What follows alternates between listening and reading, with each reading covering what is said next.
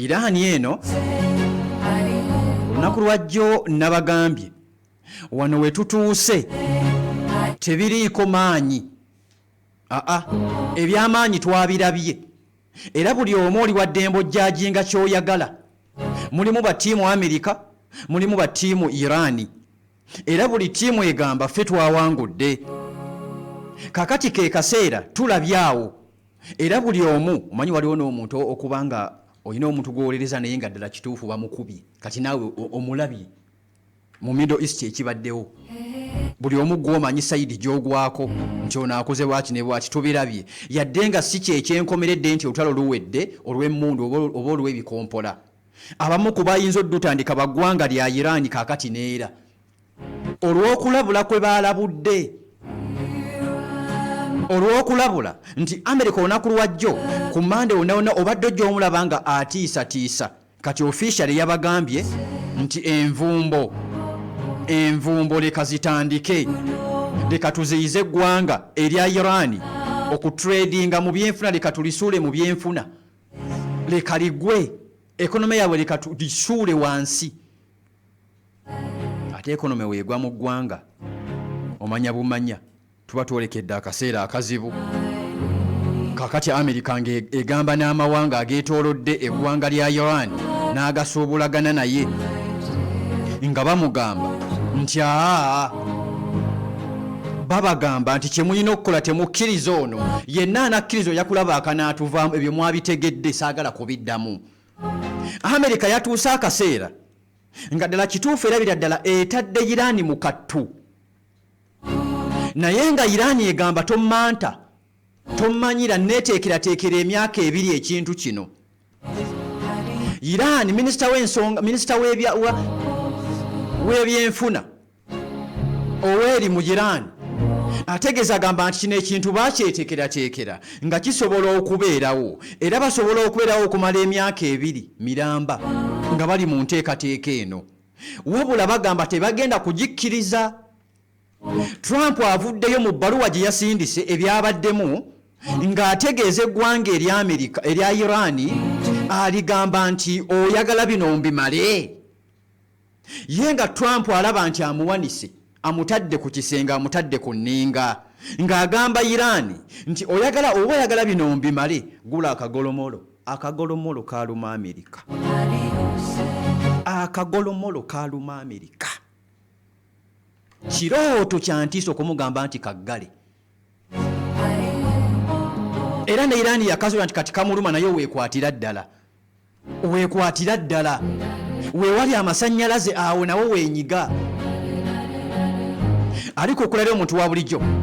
Trump agamba Iraani bimu ku byamusindikiddwa nti jangu tuddemu tuteese, kuba Iraani jjukira baagisaba bateese n'egaana. N'egamba tetuddamu kuteesa na munnanfuusi. Kati kye yakoze ng'emugamba kati nze nkutte mu byenfuna byo, ŋŋaanye abasuubula naawe mbagaanye, kaakati ky'oba okulaba oyagala mbiggewo byonna nti jangu tuddemu tuteese tutule ku ttebo tukkaanye. Bye tukkaanya kagolomolo kaggule. Tukusaba okaggule. Ffe bino tubijjewo. Iraani n'emugamba akagolomolo kaggale.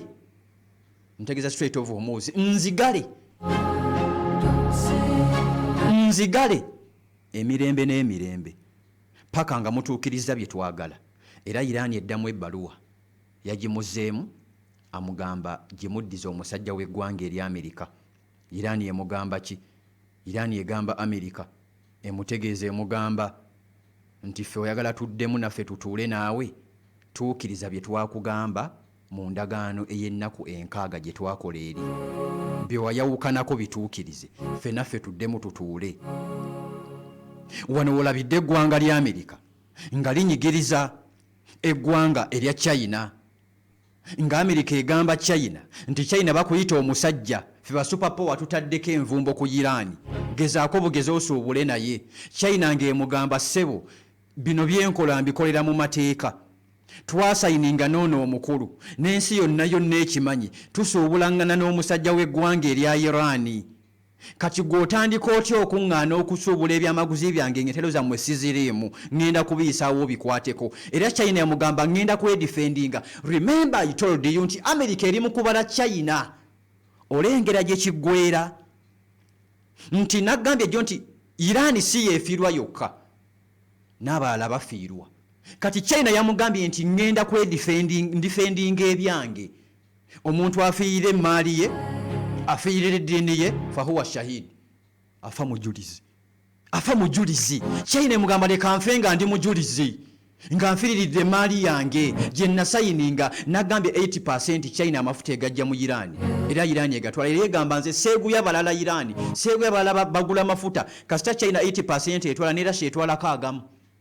Siina kyenneeguya. Walengedde jjo olw'eggulo ng'omusajja Trump Donald avudde yategeeza agamba nti akagolomolo kano akamuluma ennyo, zibbomu ezibaddewo nti aziggyeewo. Trump yagambye nti ebyabadde mines zonna completely ku Strait of Hormuz nti aziggyeewo, era nti baddembe okuyitawo. Tetunaba kulengerayo meeri n'egyo, tetunaba kulabako nga abasajja bano bajjawo mines zino. Iran ye mugambye nti oba waziggyeewo kale yita mu ttaka lyo, nanti wagamba watwalawo, yita mu ttaka lyo. Ye wayiseewo okuggyawo mines, omanyi ne we ziri. Byonna bigambo bya Trump. Nagamba Trump teri amusinga ku kapitalinga mawulire, newe kuba kukuwaayiriza ono Trump ono omukulu n'akulowolereza ekintu ekikyamu nti kituufu. Kati yakugambye nti bomu ezibaddewo zonna omukulu yaziggyeewo. What next? Tugendeko mu what next. Wakati nga olengera eggwanga lya Iran n'eggwanga erya Oman omukwano gw'ekimmemme tegubatta. Waliwo Abasalagakiro yabadde ayogerako eri eggwanga, ategeeza agamba nti bano abakulu kino kye bali mu kukola baali baagala kukikola, era nti Trump oyalabuliridde Oman wali emabega yabadde ayagala kugibalula. Ngolo Trump ategedde nti Iran bali mu kukkaanya ne kusayidi ya Oman, Iran yebeekuumawo. Ate nga Trump yabadde ayagala kukkaanya ne Oman bayite ku sayidi ya Oman baleme kuyita mu Iran. Iran kyeyakoze ng'egamba Oman kakati wonna nze nkuuma, nze nsolooza, nze nkusasula. Oman nekkiriza. Balina omukwano gw'ekimmemmette era gubayisa mu kabu. Wabula waliwo omukwano ogw'obuwaze. Eno Oman yalumbako mu baatandika entalo nga bakuba Iran, Oman yalimu. Era Amerika yakozesa beesi yaayo kuba mu Iran. Kati ojja kwebuuza omukwano gwavuddewa, omukwano gwa buwaze. Yategedde nti kano Iran neighbor wange ajja kunkuba. Omugezi Amerika ali wala, kanteereza enkolagana yange ne Iran nsobole okufuna emirembe. Olengera ab'e Qatar nabo bagenda bategeera Iran kikyali. Bagenda baddamu yadde nga waliwo abasika omugo bagamba Iran tetulina kudda ku sayidi ye. Kati nkugambye Trump yavuddeyo n'agamba nti akagolomolo yakawamba nti kake teritole ye.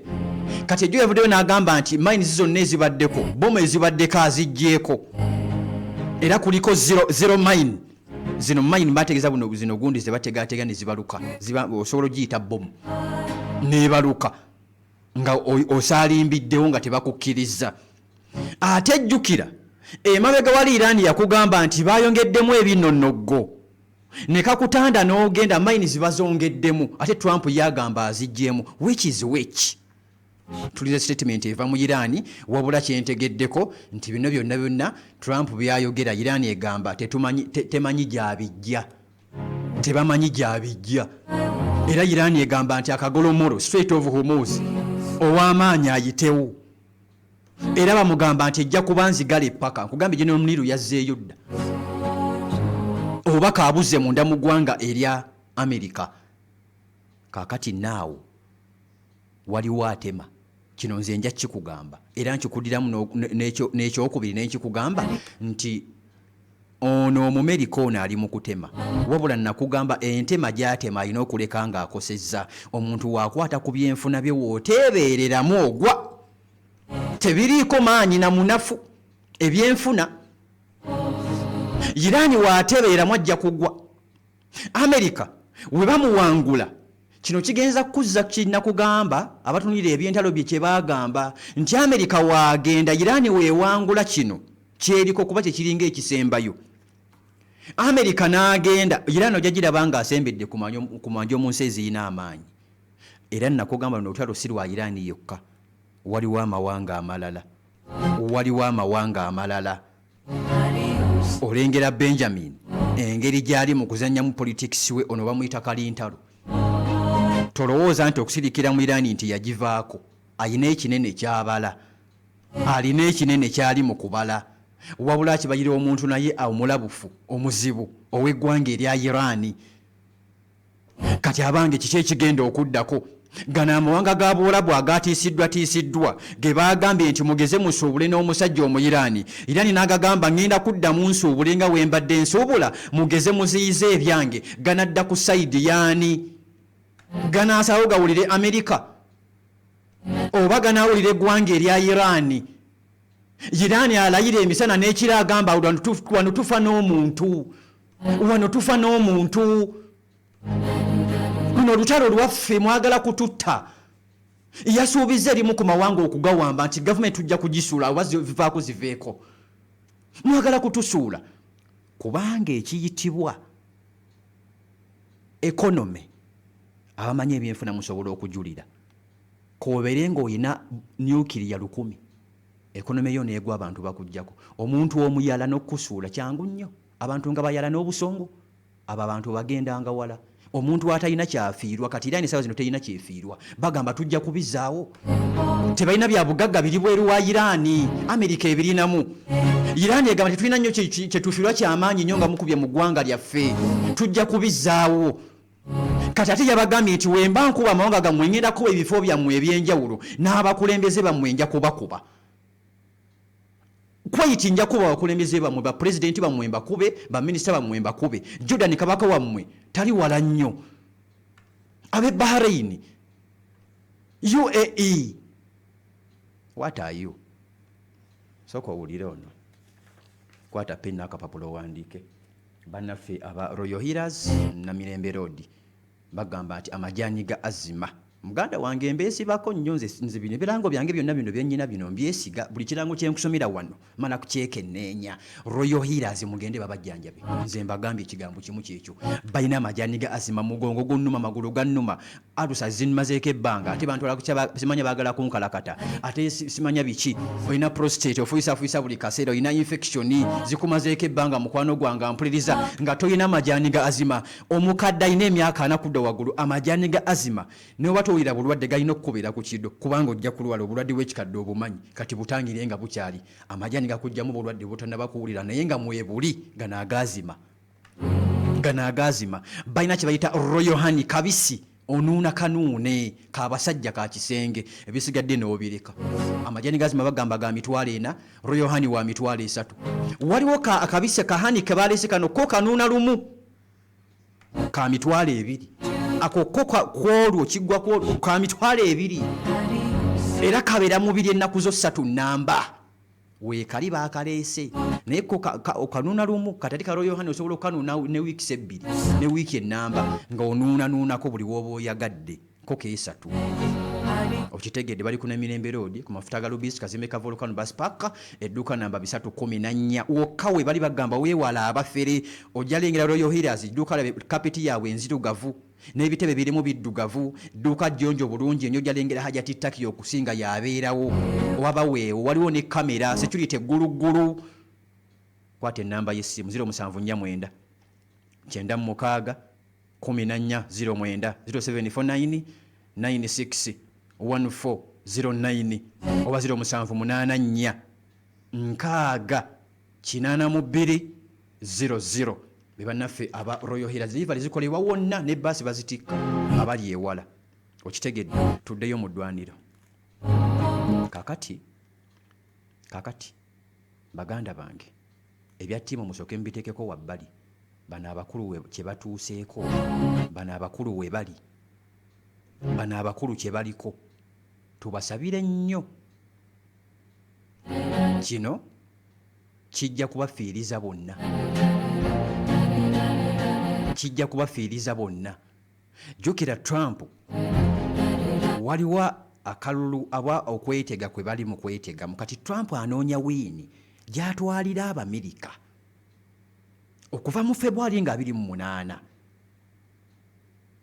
okuva mu February omwaka guno 28 Abamerika bamutaddeko kamera bamugamba walumbe eggwanga nga tolyeteekedde kati twagala wiini gye watugamba mu weeks 2 eriwa rigimu wagijjako nyukirya wamutwala amafuta wagatwala nti nedda ate babanja gwe biliyoni 3 Iran egamba tuzaagala Trump yakugambye nti kakati nze nange wano wafiira muloge Peak Akse ngenda nawo mwagala yagambye Kagolomolo yakatutte mines yazijjeeko kati Peak Akse wali nuclear wa Iran agamba nawo njagalawo era agamba naye amutwala. Trump also says the US is monitoring Peak Akse Mountain and the 3 other previously destroyed Iranian nuclear sites. Oyo no ye Trump. Naye tunoonya obujulizi. Nze mbikuwanga weebiri. Trump byayogedde. Ye yakoze kino kati ffe ne tukakasa ddala yakikoze tetunnaba kulaba. Kiraga nti Amerika yatutta Kagolomolo. Tetunnaba kulaba nti Amerika yaggyewo mines Kagolomolo. Tetunnaba kulaba nti Amerika yakuba nuclear wabano oba nti waali ali mu kukola kunoonyereza kwonna. Kye twasemba omumanyanga abagezaako okuyingira Iran ng'ebakutte. Kaakati mulowooza byawedde tebinnaggwa bulungi. Nakugambye Trump anoonya wiini ekisanja kye kitambuliriza kigenda kati anoonya wiini eri ekibiina kye kubanga ebibuuzo bingi alina okubyanukula munda mu ggwanga eri Amerika eri aba BRICS buno obwana bwa BRICS aba China, Russia, North Korea, Iran n'abalala nabo ekibala ekyabwe kirala. Ojja kulengera ku ggwanga lya China n'eggwanga lya Amerika nabo nga beerumbyemu wano kubanga ng'oyagala okusuula China kwata ku byanfuna awo kijja kugiruma kwata ku byanfuna kyova olabanga olina walabidde Russia olina walabidde Russia bano bategeera ebyenfuna naye China yakugambye nja kufa naawe geza okwate ku byenfuna byange gezaako bugeza ate nno wano kati weewali okuva mu muntu wano wali nti munno mukabiye munno ddala wano olugenda okulabira mikwano gya Iran wano kano akaseera kazibu bakyali bange akaseera kazibu kano ke baataddemu Iran lwakuba Iran yagambye nti muganda wange kyogezaako okutambaala tokimanyi kati waliwo amawanga agatandiikiriza gagamba nti weewo Amerika w'okutte tota. Waliwo gulire libadde litambula nga batugamba nti Iran bagiwadde bagisabye ejje mu mukago gw'abatake aba Saudi Arabia n'aba Pakistan. Iran yaviddeyo negamba nti ebiwulira nayo tefunangako baluwa ebasaba kuyingira mu nsonga ezo tegifunangako okitegedde kakale ekyo nakyo kikyali awo. Eggwanga lya Turkey Erdogan agamba nti mweteefuteefu okulumbagana n'eggwanga lya Isirairi obaana bano nabo tubaleke beekubemu mulaba mutya nabo tubaleke beekubemu babiri bokka nga tewali ayamba tulabe kuba bonna bagyewulira tubaleke nabo betwalemu tulabe kiki ate mukwano gwange ekigenda okulaba nti munnange kiddako mu ngeri emu oba endala. Kkiriza nkutegeeze bannaffe bajja nti Musa muziremu where oyagala kukola surprise oyagala proposinga mukyala oyagala kumuwa surprise ey'enjawulo genda kujja nati Musa omugulire habaya omugulire sharia oyagala kuwa mwami wo ka surprise bayina amakanzu bayina enkofiira omwana mukuba ekikaayo eky'emitwalo 10 omugamba ate kati sinnaba kyo kikyali kituuza ndeeta ekikaaya ndeeta habaya tolinda yidi kamuwe kati nga bukyali bwa layisi ngalo omugambye ka miliyoni 2 kumbe okaguze 15 naye nga kalungi okuva mu mawanga ki Saudi Arabia babirina zisitira zihabaya zonna weeziri ez'abato n'abakulu enkofiira weeziri okuva mu Dubai Turkey yonna engoye z'ettake bazirina bali wano ku Mukwana Arcade opposite ne park enkadde mall bakubire abajja nati Musa ku 0774 28 04 47 delivery bazikola oba 077 0 57 14 09 bannaffe abajja nati Musa wali ku paaka enkadde opposite awo ne paaka enkadde ojja kulaba nti ate mukwano gwange obasanga. Ogamba ki Mumbejja? Ndi bulungi ssebo. Obulamu butambula? Amiina. Alhamdulillah. Waliwo akatambi akatambula ku mitimbagano akaliwo konna omu ku bayimbi mu Uganda muno 10 omulabye nga yezobaana nowa SFC. Abaana bamu balowooza buli kimu kiba kyangu. Katambi ako nakalabye ndowooza ku bimu ku butambi bwe nalabye paka we neebase nga butambula. Ng'awoza ngulira engoye endala nguli n'amugamba gwe nyabu okimanyi nti kino twegendereze nnyo abasirikale. Abantu balowooza ebintu ebimu byakusaagamu busaazi. Omusirikale wakuba essasi bamuzeeyo ne bamunenya naye ffe tetubaayo naye nga yaba yakugyewo dda because naye aba alina okwedifendinga. Kati walabengenda omusajja yatuuse n'okugenda mu mmotoka nga yeewozezza kamusoli n'aleeta ekyambi wakikufumita. Abasirikale bali trained. Kati olaba mpozi kati lwakwa simanyi how fight is oba how efficient it is naye nga bw'osembera n'oba okutte bukwasi ku kyambalo kye ovunaanibwa. Kati ekintu ekituufu kyo kiri nti yabadde azizza omusango okukuba omuntu amazzi musango era yalagukkiriza era oli si waddembe obeera ovunaanibwa olina okumuwa sabboone n'omugulira n'engoye zasobola okukola ki okwambala. Ate nekyengoye nakyo kijavanyuma bulinamuwa sabboone agenda ayoza engoye naye kirabika yakitutte walako. Simanyi ye bwe yabadde baagala kamera anti nange kyeŋŋamba abantu abamu ebintu ebimu tetubitwala nnyo lightly kubanga sometimes ebintu ebimu bisobola otuviiramu obuzibu obw'amaanyi. Wange yali musirikale naye alina ebigambo byaŋŋamba nga yakuumanga bakabaka balina ne ba Obote baani abo. Yaŋŋamba nti omusirikale alina order gye batamugamba kusaasaanya mu bantu. Olina essali otuukako nga you have to kill, shoot and kill.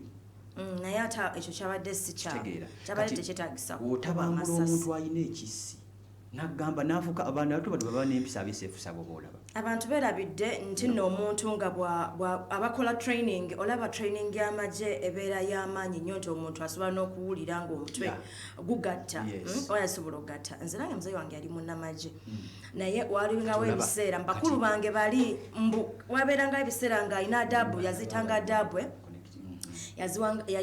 yaziyitanga adabu wabeerawo kati ffe tubuyita oba bukolomo ne baba tubuyite tutya ng'alina akantu kakukola mu butuufu n'otandika okutuuya nawekka imirida tandika obeera nga kkirira komaawo okitegeera balinga obwo simanye tubagenda empola abantu abo. Nange jjajja wange yawa abalwanyi emmere. Nze wange yali munnamagye kitange naye nga bakugamba pro zisobola okugatta amangu naddala mu training esinza zibayitamu. Kati walabye omusajja yatandise okugaba naye nze mupe ebipapula byange nzireyo ova obutaleeja nanzijukiza oli